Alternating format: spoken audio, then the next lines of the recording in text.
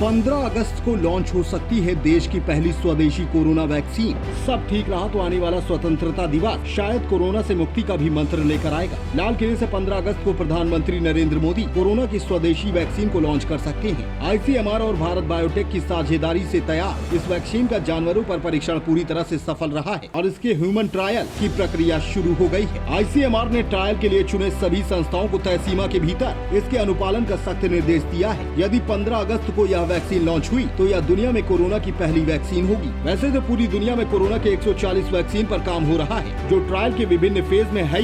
नमे ब्रिटेन के ऑक्सफोर्ड विश्वविद्यालय और अमेरिकी कंपनी मॉडरेना की वैक्सीन को दौड़ में सबसे आगे माना जा रहा है।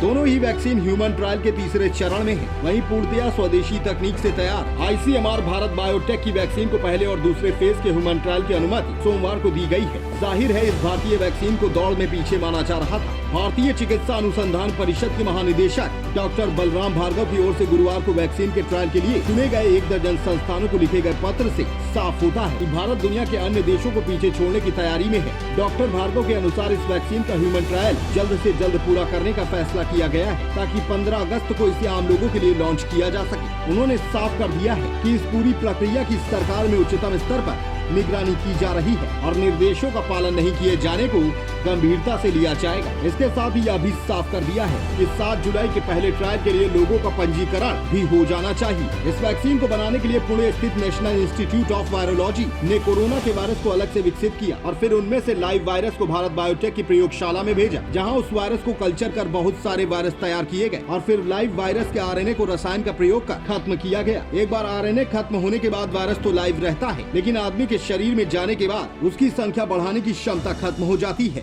भारत बायोटेक के प्रमुख डॉक्टर कृष्णा इला के अनुसार लाइव वायरस की वैक्सीन के उत्पादन की क्षमता सिर्फ उनके पास है। मानक की लेबोरेटरी भारत समेत दुनिया में बहुत है, लेकिन लाइव वायरस से वैक्सीन प्रोडक्शन की क्षमता किसी के पास नहीं है।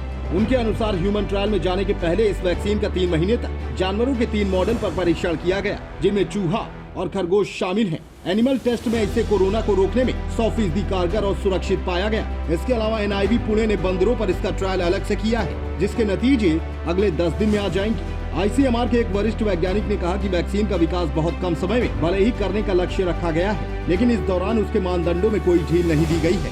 वैक्सीन पर सारे परीक्षण किए जा रहे हैं और पूरी तरह सटीक पाए जाने के बाद ही उसे लॉन्च किया जाएगा। उनके अनुसार अभी तक के नतीजे काफी उत्साहवर्धक रहे हैं और जानवरों पर परीक्षण में वैक्सीन को 100% कारगर पाया गया है। इसीलिए ह्यूमन ट्रायल को तेजी से पूरा कर इसे 15 अगस्त को लॉन्च करने की समय सीमा तय की गई है। यहाँ होंगे human trial AIIMS Delhi, AIIMS Patna Bihar, PGIMS Rohtak Haryana, Rana अस्पताल गोरखपुर उत्तर प्रदेश, प्रखर अस्पताल किंग जॉर्ज अस्पताल विशाखापट्टनम आंध्र प्रदेश, जीवन रेखा अस्पताल बेलगाम कर्नाटक, गिलूरकर मल्टी स्पेशलिटी अस्पताल Nagpur Maharashtra, SRM medical college hospital and research centre Tamil Nadu, Nizam institute of medical science Hyderabad Telangana. देश में कोविड-19 की दूसरी संभावित वैक्सीन का इंसानों पर परीक्षण की मंजूरी मिल गई है। सूत्रों के मुताबिक अहमदाबाद स्थित Zydus Cadila health care limited ने यह वैक्सीन तैयार की है। दवा नियामक संस्था भारतीय औषधि महानियंत्रक के डॉक्टर बीजी सोमानी ने इस वैक्सीन के क्लिनिकल ट्रायल यानी इंसानों पर परीक्षण की मंजूरी दे दी है। जानवरों पर परीक्षण के दौरान इस वैक्सीन से